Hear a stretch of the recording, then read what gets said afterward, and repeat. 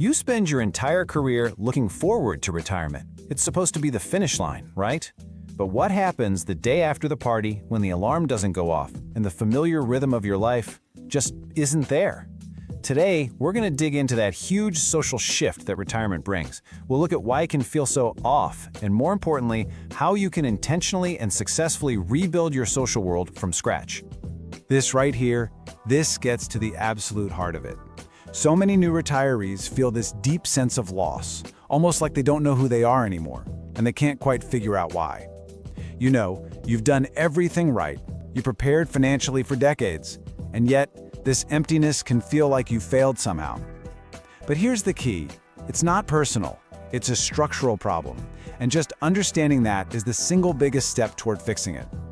So here's how we're going to break this down. First, we'll talk about that hidden disconnect. Then we'll pull back the curtain on the invisible social structure that work gave us for free. After that, we get to the really hopeful part. The idea that community is a structure, and any structure can be rebuilt. That leads us straight to the Reconstruction Protocol, your actual blueprint. Then we'll get practical with building your new community, and we'll finish up with your first rebuilding step. One simple thing you can do to get started. Okay, let's start by giving this feeling a proper name. Community identity loss. It's that weird, surprising feeling that you miss your job, but maybe not the actual work. You miss the people, the morning coffee run, the casual chats, just the simple rhythm of the day. This feeling is so real and way more common than anyone admits. The most important thing to get is that the cause is structural. It's not a sign of weakness. It's just a symptom of losing this huge social system that's been running on autopilot for most of your adult life.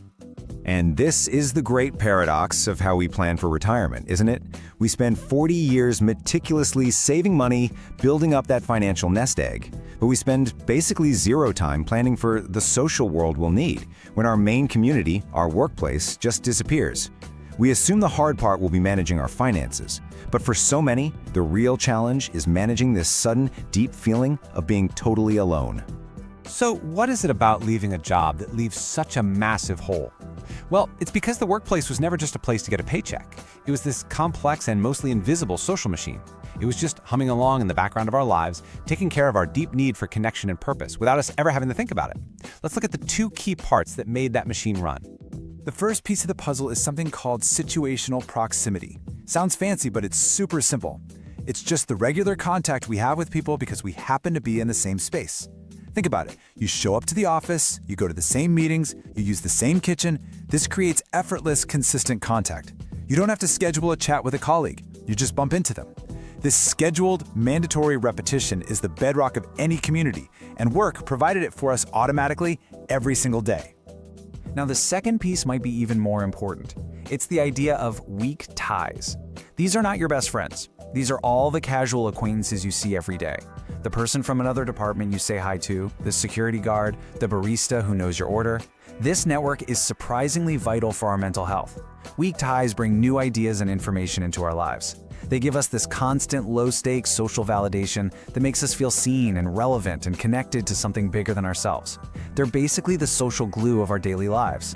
So when you put those two things together, situational proximity and weak ties, it becomes crystal clear. Your workplace was a powerful, automated social infrastructure. It's like the electricity in your house. You never even think about it until the power goes out. And retirement? That's the moment someone pulls the plug on the entire system, instantly. That's why it can feel like such a massive collapse. It's not you. The building you've been in for decades was just dismantled overnight. Okay, I know that all sounds pretty intense, but this is the turning point.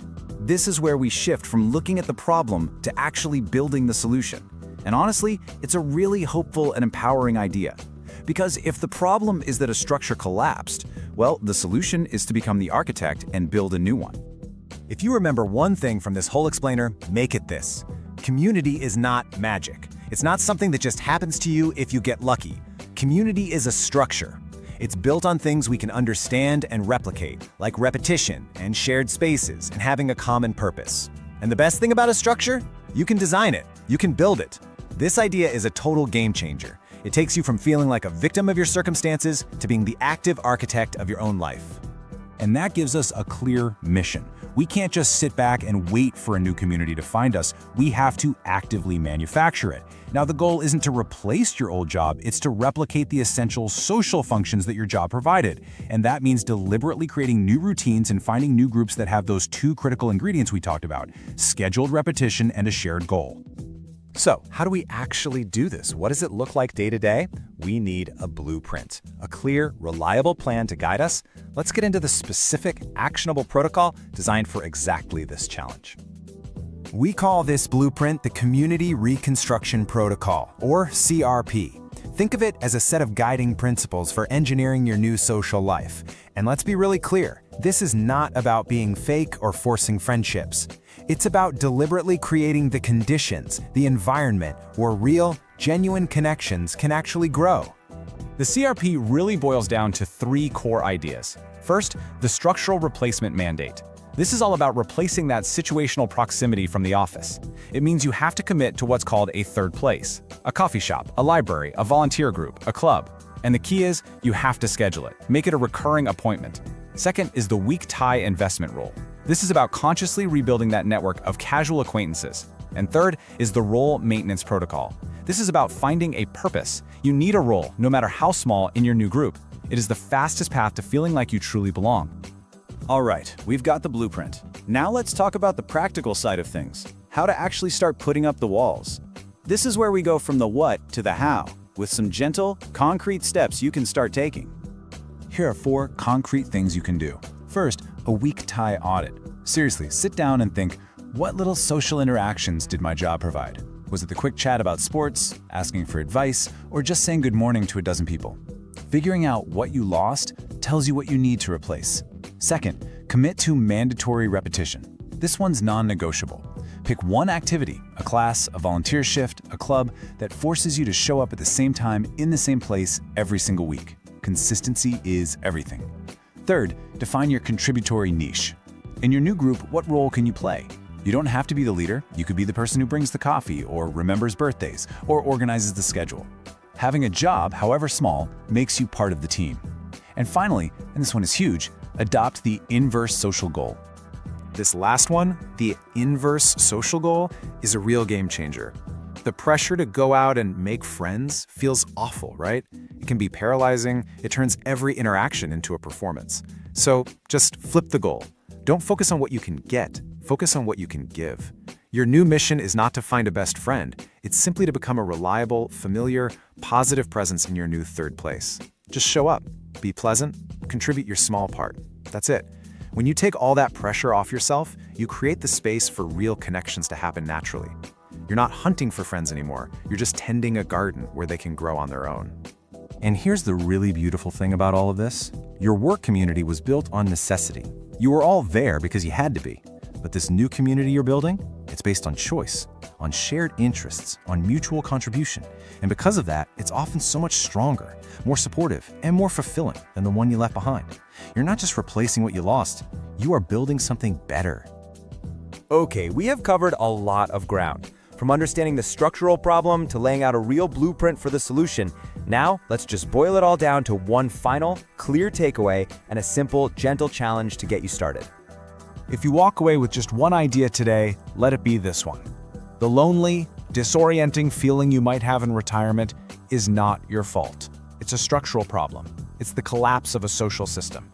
And because it's a structural problem, it has a structural solution: the intentional, thoughtful rebuilding of a new social world that you get to design yourself. So here it is, your first small concrete step, your gentle challenge for this week. Sometime in the next few days, just ask yourself this question. Think back to that weak tie audit. Did you miss the casual brainstorming, the quick gut checks on a problem, or just the energy of being around other people? First, just name one of those things. Then, the second part of the challenge is to identify one potential third place: a specific library, a volunteer group, a local cafe, where you could go regularly to get that feeling back. You don't even have to go yet, just identify the place. That simple act of planning is the very first brick in your new foundation. So remember that profound sense of loss that so many of us feel after retirement? It's not a personal failing, it's the structural collapse of our social community. especially that vital network of weak ties that we never even noticed was there. But the most helpful insight to carry with you is that there is a clear solution: the Community Reconstruction Protocol. It's about consciously scheduling that mandatory repetition in third places: a club, a class, a volunteer group, and intentionally finding a role, a contributory niche for yourself within that new community. By taking on this role as an architect of your own social world, you're doing so much more than just keeping busy. You are actively designing a life of enduring purpose. You are securing your own relevance, you're combating isolation, and you're ensuring that your retirement is defined not by what was lost, but by the rich, supportive, and vibrant community that you chose to build.